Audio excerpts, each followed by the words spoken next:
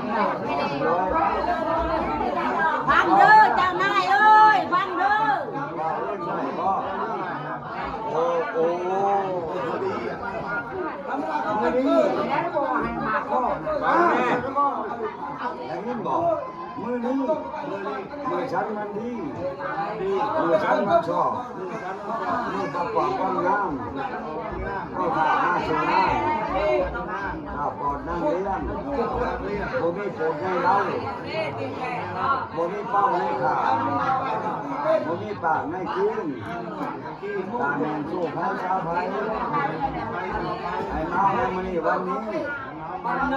ตาใต้มันนี้โชคชัยไม่ชอบคืนน้องไม่ใช่วันวันนี้ในเลือดเขาโน่เนี่ย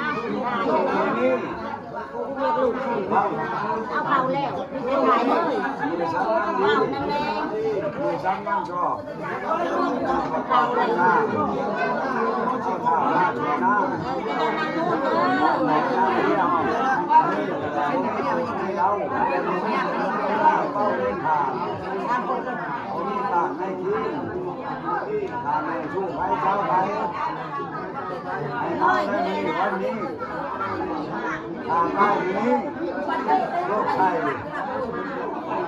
ให้ฉันยึดเอาย่อนี่ใช่ไหมเอาบาดยังมือนี้มือฉันมันดีมือฉันมันชอบมีประกอบมันงาม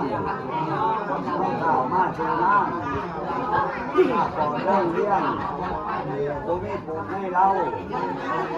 ผมมีเป้าให้ทางผมมีปากให้คืน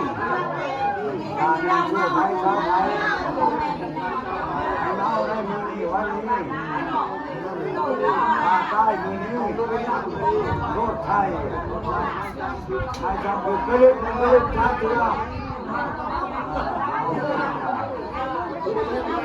ชาเชนเด้อชาเชนเด้อ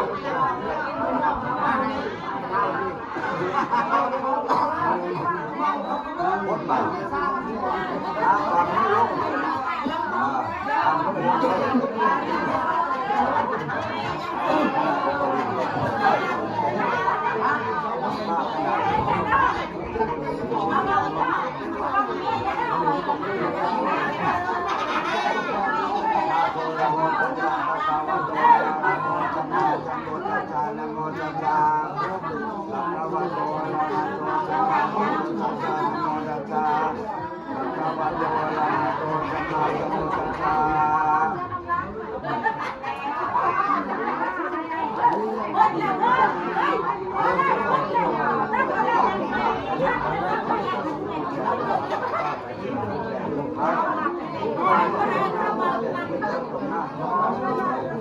เลือดตั้งนักวิ่งมันหมดเลย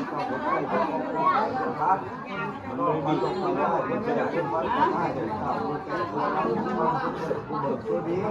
ดูอยู่ในการข่าวมันตกเข้านอกก็ต้องทำการที่เรียนรู้ไ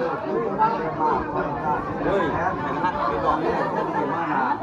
มันหลอกแล้วเขาทำไมโอ้หมุนลูกเลิก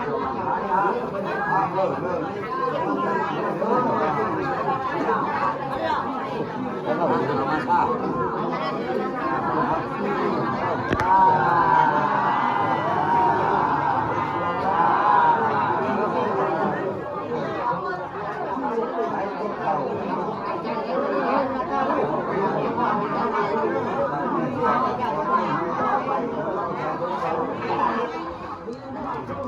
ไปเจ้าวิ่ง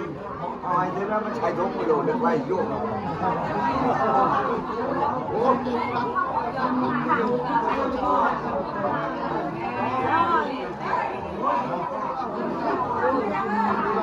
เริ่มจะเล่นเขาไม่ได้ที่ตัวได้ยุ่งก็บอกคนที่พูดโย่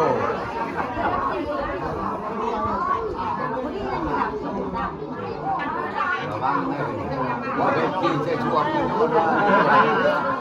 พูดมาแม่อ้าวมานะมาพี่ดูแกลางลายจองเลยมั้ยลำเราพวกมา คนรับก็แก้ไขเลยเป็นที่สมควร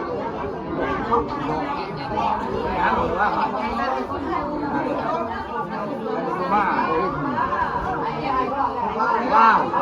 เห็นบ่แม่น่ะแม่ครับเห็นบ่ลุกแล้วก็จะเบิ้งมายังบ่กินข้าวมาแล้วจะเบิ้งเดี๋ยวนกเว้ย นกเด้อนกเด้อนี่เฮ้เห็นแต่ที่เด้อนี่เฮ้